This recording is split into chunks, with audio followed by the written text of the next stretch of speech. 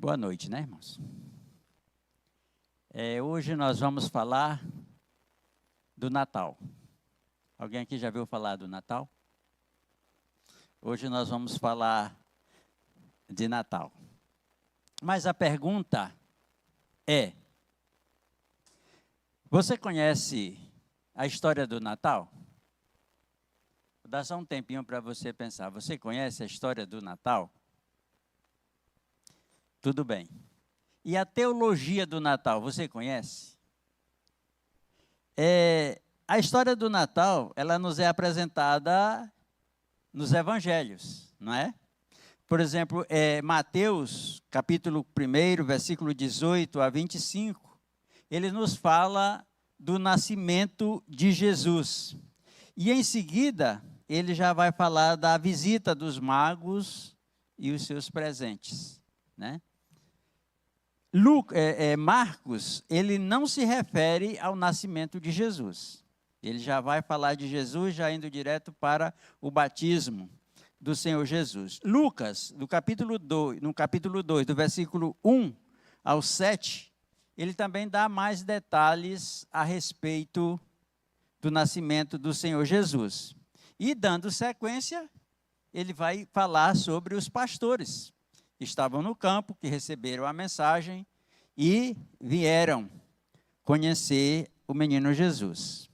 João, no capítulo 1, o versículo 14, ele nos fala apenas do nascimento do Senhor Jesus, lá no versículo 14, dizendo: "E o Verbo se fez carne e habitou entre nós." Certo? De nascimento, o que ele fala é isso. Até aqui nós ficamos bem familiarizados com a história do Natal. Mas e a teologia do Natal? História é uma coisa. História é uma moça que não era casada, apareceu grávida, teve um monte de complicação, mas Deus fala com o seu noivo em sonho e ele aceita a sua noiva como esposa, não é? Isso é a história. História do Natal é você saber que um jovem casal estava viajando, chegou a determinada cidade, não tinha onde dormir, não tinha onde se hospedar, conseguiram um estábulo e foram ali, e ali nasceu um bebezinho, colocaram numa manjedoura. Isso é história do Natal. Isso é importante para nós saber detalhes, como foi o nascimento do Senhor Jesus, não é? Mas a teologia do Natal, o que aconteceu realmente naquela noite? Se nós olharmos com os nossos olhos humanos, o que a gente vai ver? Se você fechar os olhos e pensar Natal, o que você vê? Um bebezinho, uma mulher, uma moça, uma jovem, ali do lado, um senhor ali do lado, um rapaz ali também de olho, né? Um lugar muito pobre. É isso que você vai pensar. Mas se você olhar de uma forma mais teologicamente falando, você vai ver outras coisas. Você não vai ver apenas aquela manjedoura com aquele bebezinho ali dentro. Vocês sabem quem é que nos dá uma aula, um ensino sobre a teologia do Natal? É Paulo. E não é nos evangelhos. É em Gálatas. Gálatas, capítulo 4, do versículo 1 ao 7. Eu gostaria que você já abrisse sua Bíblia, deixasse aí nesse texto que nós vamos usar esse texto. Gálatas, capítulo 4, de 1 a 7. Aí você abrindo a sua Bíblia aí, eu te convido você a olhar para o nascimento de Jesus na visão de Paulo. Certo? E o tema desse nosso estudo de hoje é o Natal na visão de Paulo, certo? Eu gostaria muito que vocês prestassem bastante atenção no que esse texto fala. E por que eu digo que esse texto é o mais apropriado para se estudar a respeito do que aconteceu naquela noite, tá? Eu vou ler, vocês acompanham aí na Bíblia de vocês, vou tentar ler compassado, tá? Começa dizendo assim: digo, pois, que durante o tempo em que o herdeiro é menor, em nada difere de escravo, posto que é ele senhor de tudo, mas está sob tutores e curadores, até ao tempo predeterminado pelo Pai. Assim também nós, quando éramos menores, estávamos servilmente sujeitos aos rudimentos do mundo. Vindo, porém, a plenitude do tempo, Deus enviou seu Filho, nascido de mulher, nascido sobre a lei, para resgatar os que estavam sobre a lei, a fim de que recebêssemos a adoção de filhos. E porque vós sois filhos, enviou Deus ao nosso coração o Espírito de seu Filho, que clama, Abba, Pai. De sorte que já não és escravo, porém filho, e sendo filho, também herdeiro por Deus. Amém. Oremos. Senhor Deus, Pai Santo, Pai, nós estamos aqui diante desse texto, dessa narrativa, desse ensinamento, ó Deus, mas nós, ó Pai, precisamos da iluminação do Teu Santo Espírito para que nós possamos, ó Deus, entender a Tua mensagem, o verdadeiro significado do Natal para nós como cristãos. Ó Pai, nos ajuda, Senhor, a entender. Ó Deus, nos desprende, Pai, de qualquer preocupação lá fora, qualquer desânimo, para que a gente possa examinar as Escrituras, acompanhar junto, para nós podermos nos abastecer dos Teus ensinos. Pai, essa é a nossa oração, no nome santo e precioso do nosso Senhor Jesus. Amém. Alguém poderia me responder qual é a ligação entre o Evangelho e o nascimento de Jesus? Eu dou sempre esse tempinho, que é para você tentar pensar, certo? Qual é a ligação entre o Evangelho e o nascimento de Jesus? É que o Evangelho, ele significa o quê? Boas novas. E o nascimento de Jesus é as boas novas, é a chegada do Messias, certo? Então, resumindo, Evangelho é a narração, é a pregação, é a divulgação do nascimento, da vida, morte e ressurreição do nosso Senhor Jesus. É por isso que a gente precisa entender um pouco teologicamente o que significa o Natal, para a gente não ficar preso só nas figuras, só no acontecimento, mas no que representa para nós cristãos. Quando a gente começa a entender isso, a gente vai começando a ter uma repugnância de muitas coisas que a gente vê aí fora, que querem ligar ao Natal, ao nascimento de Jesus, que não tem nada a ver. Que não tem nada a ver, e eu creio que isso aborrece o coração de Deus. Porque esse evento do nascimento do Senhor Jesus foi algo extraordinário. Foi algo único, de um significado tremendo. E nós precisamos entender isso. Então, as boas novas é que o Messias chegou. Isso é o Evangelho. A carta aos Gálatas, ela pode ser dividida em 3 partes. Do versículo 1, do capítulo 1 e o 2, ela faz uma defesa do Evangelho da graça, certo? O capítulo 3 e o capítulo 4, ele faz uma explanação do Evangelho da graça. E o 5 e o 6, ele nos ensina a aplicação do Evangelho da Graça à nossa vida.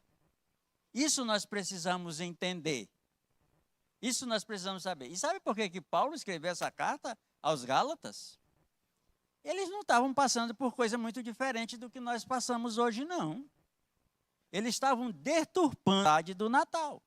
Eles estavam deturpando a vinda do nosso Senhor Jesus, o significado da vinda do Messias. Mas o que eles faziam naquela época? Eles estavam querendo agregar valores ao nascimento de Jesus, à obra de Jesus. Paulo, quando ele sai de Gálatas, que ele se afasta, que ele se ausenta dali, da Galácia, os Gálatas começaram a ser atingidos por aqueles judeus que tentavam infiltrar dentro da igreja outras doutrinas. E o que foi que eles criaram? Eles criaram um monte de regras que os crentes, os cristãos deveriam cumprir para que o nascimento de Jesus, para que a obra de Jesus, o sacrifício de Jesus tivesse efeito, tivesse significado, pudesse chamar a atenção. O que é que a gente vê hoje? São coisas que botam na rua e está entrando dentro das igrejas para chamar a atenção para o Natal. A atenção nossa do Natal é o nosso Senhor Jesus. E não é aquele menininho, não, é o Filho de Deus. É o Filho de Deus. E aí Paulo escreve e ele vai explicar tudo isso. Ele vai fazer uma defesa de tudo isso que está acontecendo, que ele vai falar sobre a nossa liberdade, o que significa o nascimento de Jesus. Esse nascimento de Jesus significa liberdade para nós. Nós não precisamos nos prender a nada mais. Eu vejo tanta gente, meus irmãos, agoniado quando chega essa época de Natal, se endivida todo, gasta seu 13º todo, porque tem que comprar isso, tem que comprar aquilo, tem que comprar roupa nova, tem que comprar sapato novo, tem que viajar, tem que ir não sei para onde, fulano vai chegar, tem que comprar uma galinha para ele comer, só não o Zé Romualdo. Não é? Tudo isso diz o quê? Natal. Eu costumava, quando a pessoa chegava para mim e dissesse assim, o que é que nós vamos comprar para o Natal? Eu digo, ele que é homem que se vire. Eu não tenho nada a ver, certo? Não tenho nada a ver com ele. Deixa ele se virar para lá. Ou seja, disturpando a verdadeira coisa do Natal. Nós nos preocupamos com tanta coisa, com festa, com tanta coisa. Tudo isso para chamar atenção para o Natal, para festejar o Natal. Mas nós vamos ver aqui teologicamente o que significa o Natal. Então foi por isso que Paulo escreveu aos Gálatas, e ele diz lá para os Gálatas, para a liberdade foi que Cristo nos libertou. Permanecei, pois, firmes, e não vos submetais de novo a jugo de escravidão. E presta atenção que o nascimento de Jesus diz que ele veio para nos libertar da lei, do jugo da lei e do pecado, da escravidão. E nós precisamos entender isso. Então vamos voltar ao texto. Vocês estão com a Bíblia aberta, não é? Nós vamos comentar um pouquinho do texto, que fica melhor para a gente entender. Vou pedir aqui um diácono de serviço aqui que me traga um copinho d'água.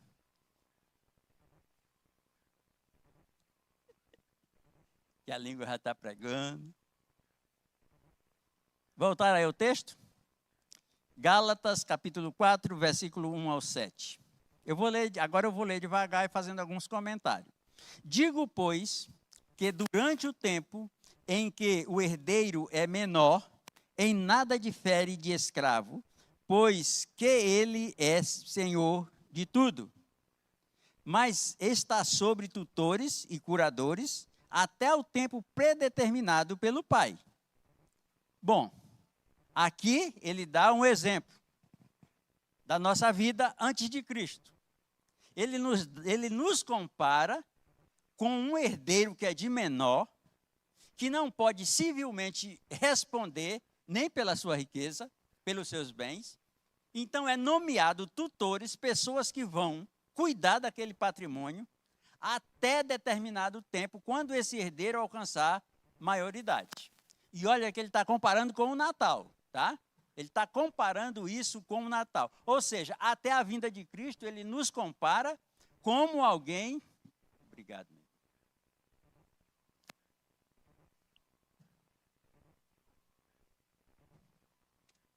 Ele nos compara com alguém que aguardava a sua maioridade para tomar posse dos seus bens, da sua herança. Pode prestar atenção no versículo 3. O 1 e o 2 ele dá esse exemplo, e o 3 ele já diz assim: assim também nós, quando éramos menores, estávamos servilmente sujeitos aos rudimentos do mundo. Oh, meus irmãos, é por isso que eu digo que é teologicamente falando, né? Porque vocês sabem que para você ler a Bíblia, para você entender a Bíblia, você tem que saber o que está entre as linhas, certo? De uma linha para outra tem um monte de coisa ali no meio. E quando você lê uma linha escrita, outra linha, você sabe que ali naquele meio tem algumas coisas que você precisa entender. Se ele diz assim, assim também nós, quando éramos menores, estávamos servilmente sujeitos aos rudimentos do mundo, quer dizer que até a vinda de Jesus, até o dia que aquele menininho estava ali dentro daquela manjedoura, nós não tínhamos direito a nada. Nós estávamos aguardando o dia para nós receber a nossa herança. Nós estávamos presos. A morte dele significa para nós liberdade, livramento. Isso nós devemos pensar quando falarmos de Natal. Aí vem para o versículo 4 e o 5, que eu acho os mais importantes aqui, e o que eu ligo mais ao Natal. Olha como Paulo se refere ao nascimento de Jesus. Vindo, porém, a plenitude do tempo. Ele não falou do menininho que nasceu. Ele não falou da manjedoura. Ele falou vindo a plenitude do tempo. As mulheres que estão aqui sabem, quando vão ao médico, fazem uns exames, e o médico diz, você está grávida, né? Ela sabe que daqui 9 meses, ela vai ter um bebezinho. Mas ela sabe qual é o dia? Não sabe. Inteirou os 9 meses, pode ser qualquer hora, né? E ela fica sempre sobressaltada, aguardando quando chegar a plenitude da gravidez. Aí o bebê sai, não é? Tem uns médicos aí que tiram ainda do tempo. Mas se for esperar, na forma natural, vai só sair no dia certinho. Não sai antes e nem depois, né? Então ele fala a plenitude dos tempos. Meus irmãos, quando o homem pecou, ele se afastou de Deus. Ele criou uma inimizade contra Deus. Mas Deus começou a projetar um plano para resgatar esse homem. Isso começa lá em Gênesis, no capítulo 3, versículo 15, quando ele diz que o descendente da mulher vai, o descendente da serpente vai pisar, vai morder o calcanhar, mas ele vai pisar a cabeça. Ali já começa as promessas. Ali já começa a gravidez, certo? Já começou a gravidez naquele lugar. Só que não era uma gravidez comum. Não era uma gravidez de 9 meses. Era uma gravidez no tempo de Deus. E o final dessa gravidez chamava-se plenitude dos tempos. Quando esse bebê chegasse, quando esse descendente da mulher chegasse, certo? Então, vindo, porém, a plenitude do tempo, Deus enviou seu filho, nascido de mulher, nascido sobre a lei. Presta atenção aqui que Paulo, ele não fala de Maria. Ele fala da mulher. ele fala da lei, não é?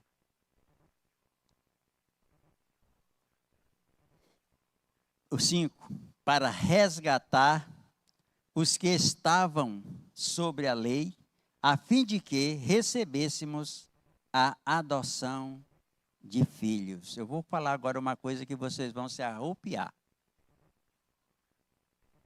Quando aquele menininho nasceu naquela manjedoura, você também estava nascendo. Eu estava nascendo. Nós estávamos nascendo. O Natal representa o nosso nascimento espiritual diante de Deus. Quando você pensar no Natal, pense no seu nascimento. E estava nascendo não só nós, que ainda estávamos longe de nascer, mas estavam nascendo também aqueles que morreram na esperança. Abraão morreu na esperança. Abraão não viu. Olha que Deus falou para ele. Toda a nação vai ser abençoada através de você, através do teu descendente. Talvez ele deve ter morrido pensando que o descendente era o Isaac. E era Jesus, certo? Então, teologicamente falando do Natal, nós temos que olhar que naquela hora nós também estávamos nascendo. Nascendo para quê? Para Deus, certo? Adoção de filhos, o versículo 6. E porque vós sois filhos, enviou Deus ao nosso coração o Espírito de seu Filho que clama, Abba, Pai. De sorte que já não és escravo, porém filho, e sendo filho, também herdeiro por Deus. Dá para entender? O nascimento de Jesus te liberta, você deixa de ser escravo e você passa a ser o quê? Filho. Você passa a ser filho. Se você passa a ser filho, por que você quer viver como escravo? Dependendo de coisas, além do nascimento de Jesus. Não precisamos de mais nada. A plenitude dos tempos. Eu vou ficar mesmo nesse 4 e 5, porque domingo passado eu já estava com o meu estudo pronto para hoje. Aí o pastor sobe no púlpito e diz, abre sua Bíblia em Gálatas capítulo 4, versículos 4 e 5. Eu digo, estragou meu estudo. Acabou, vou ter que procurar outra coisa. Aí ele leu e falou, mas não chegou aonde eu queria chegar. E aí hoje nós estamos aqui trazendo o mesmo texto. Eu creio que tudo isso é a mão de Deus, né? É como se ele dissesse assim, Josvan, você vai pregar quinta-feira, você vai falar sobre a teologia do Natal, mas eu vou mandar o Robson agora primeiro dar uma preparada, né? E aí ele veio, pregou aquele sermão abençoado no domingo, né? E hoje nós continuamos aqui mastigando um pouco mais. E eu quero trabalhar um pouquinho mais nesse 4 e 5, que é a plenitude dos tempos, o tempo determinado por Deus. Eu queria que você entendesse uma coisa, e eu até sei que você sabe, mas é que às vezes a gente se perde na nossa mente, na nossa cabeça, com tanta coisa que a gente tem. Se você olhar para o calendário, você vai entender isso. Você vê que a data vinha morrendo, diminuindo. Quando chegou a plenitude do tempo, zerou, certo? E aí começou dali, 1, 2, 3, 4, de novo. Ou seja, o nascimento de Jesus foi um marco. A história vem de lá do início até o nascimento de Jesus. Do nascimento de Jesus para cá, outra etapa. Começa tudo de novo. Ou seja, ele está no centro de tudo. Por isso que se diz a plenitude dos tempos, né? A plenitude dos tempos, ela é ela é caracterizada pela primeira vinda de Jesus, que foi no seu nascimento.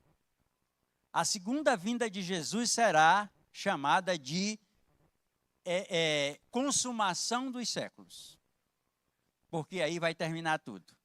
A história veio do início, da queda do homem, o projeto de Deus para resgatar esse homem, até ali a vinda de Jesus, da vinda de Jesus para cá, agora, até a consumação dos séculos, nós aguardando ele, para aí sim nós ser levado com ele, certo? Isso nós devemos ter na nossa mente. Então, a plenitude dos tempos é quando se cumpriu o tempo de Deus para que viesse o Messias. E a plenitude dos tempos não estava presa numa gravidez de 9 meses de uma mulher, mas estava dentro do projeto de Deus, dentro do templo de Deus, até se cumprir aquilo que Deus tinha determinado que iria acontecer, que era a chegada do Messias. E quando ele diz, nascido de mulher, nascido sobre a lei. Ô irmão, aqui ele não diz que é filho de Maria, não é? Ele apenas diz, nascido de mulher. Deus, ele não fala que Jesus era o bebezinho que nasceu de uma mulher ali e tal, não. Ele diz que Deus enviou, na plenitude do tempo, Deus enviou o seu filho ao mundo. Ele estava trazendo ali o seu filho ao mundo, trazendo para nós a legalidade da adoção. Nós estávamos num processo de adoção. Aqui eu acho que quase todos aqui têm uma pequena noção de como é o processo de se adotar uma criança, né? Primeiro se cadastra, fica aguardando, essa pessoa vai ser investigada, analisada, se realmente tem condições de adotar uma criança, de cuidar de uma criança, né? Para depois um juiz autorizar essa adoção, que pegue essa criança. Mas nós recebemos essa legalidade de sermos adotados e chamados filhos de Deus quando Jesus nasceu. Ele enviou o seu filho e recebeu uma humanidade como filhos. Por isso que eu digo, quando ele nasceu, nós também nascemos. Quando ele nasceu, nós nos tornamos filhos de Deus. E João ainda fala lá, né, no capítulo 1, que ele diz que todos aqueles que creram no Filho de Deus, ele deu-lhes o poder de serem feitos filhos de Deus. Todos os que crerem, ou seja, todos que sabem a verdadeira história do Natal, a teologia do Natal, como funciona, o que representa para nós, nós nos tornamos filhos de Deus. Agora, cuidado, que enquanto você estiver precisando de alguma coisa, para você lembrar do Natal, que não seja Jesus, cuidado. Cuidado, porque talvez você ainda não recebeu a adoção. Tá? Vamos pensar na nossa vida o que para nós representa o Natal. Então ele traz a legalidade da nossa adoção. Ele nos dá o direito da herança eterna. O que é o direito da herança eterna? É a vida eterna. Eu gosto muito de João, sabia? Eu gosto do Evangelho de João quase todo decorado.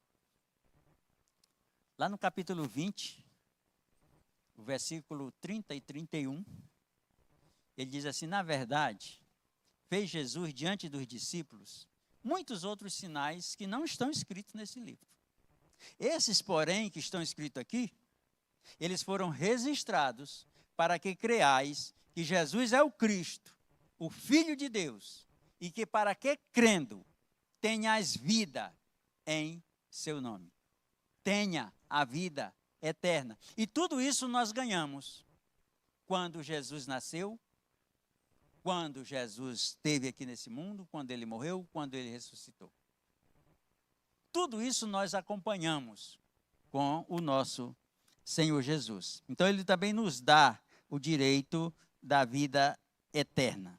E se você observar essa narrativa de Paulo, esse ensinamento de Paulo, o Paulo aqui, ele não fala sobre Maria, ele não fala sobre o anjo, ele não fala sobre José, ele não fala sobre a manjedoura, ele não fala sobre o Belém, sobre o recenseamento. Mas Paulo fala uma coisa para nós aqui. Ele nos apresenta, no nascimento de Jesus, a Trindade. Você já observou a Trindade no nascimento de Jesus? Dá uma olhada no versículo 6 e o 7. Versículo 6 e o 7. Vou ler aqui mais especificamente o 6. E você lê o 7 aí depois. Ele diz assim: e porque vós sois filhos de Deus, aqui está o Pai, e porque vós sois filhos, enviou Deus, aqui está o Pai, ao nosso coração o Espírito Santo, do seu Filho, Jesus Cristo, que clama, Abba Pai. Ou seja, está o Pai, está o Filho e está o Espírito Santo. Outra coisa que a gente deve observar, nós, no nascimento de Jesus, nós não simplesmente fomos libertos, mas nós também fomos habitados pelo Espírito Santo de Deus, certo? Isso é o Natal. Para Deus, ali, não era um menininho que estava nascendo, era o seu filho que ele estava trazendo. Ele usou o corpo de uma mulher para que isso acontecesse. Por quê? Porque Jesus, para pagar o nosso pecado, ele tinha que se tornar carne. Ele tinha que se tornar um ser humano, 100% humano. Se ele viesse apenas, descesse um homem, assumisse um trono aí em qualquer lugar,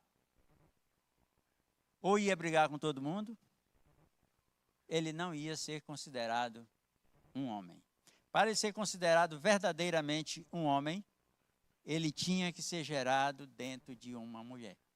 Mesmo que sendo gerado através do Espírito Santo, ele tinha que ser gerado dentro de uma mulher. Para ele ser um homem perfeito. Para poder nos resgatar. Fazer tudo isso que ele fez com nós. Tá? Então eu queria deixar para nós aqui essas palavras, né, desse estudo, desse Gálatas, né, que o verdadeiro Natal, a força do Natal, é o que está dizendo lá no versículo 4 e 5.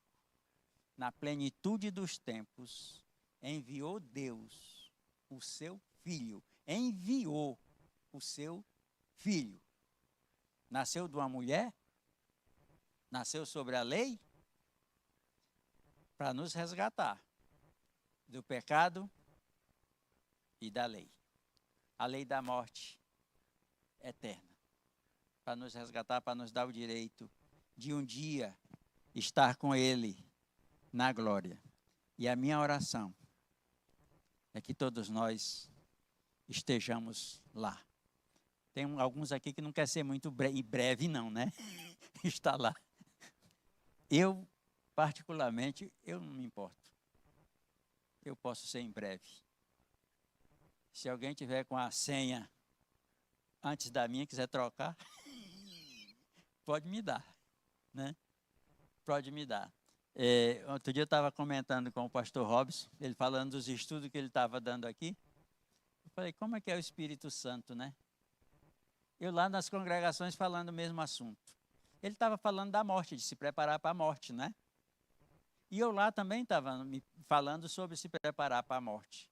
Porque muitas pessoas acham que a morte é uma das piores coisas que existe, gente. A morte é o que está te jogando nos braços do Pai, te tirando desse sofrimento, passando para o outro lado, não é? E a gente tem um pavor da morte. É claro que ela deixa saudade, né? Quando ela leva aquelas pessoas que a gente gosta demais, aí ela dá saudade. Mas eu acho que o que foi não se entristeceu muito, não. Quando eu vejo ele chorar. Ele chora quando nasce, já prestou atenção? Quando nasce é um chororô danado. Quando morre é sério, né? Vai embora. Certo? E quando ele nasce é os outros que fica dando risada e ele chorando, né? Chorando. Irmãos, vamos ficar de pé, vamos orar.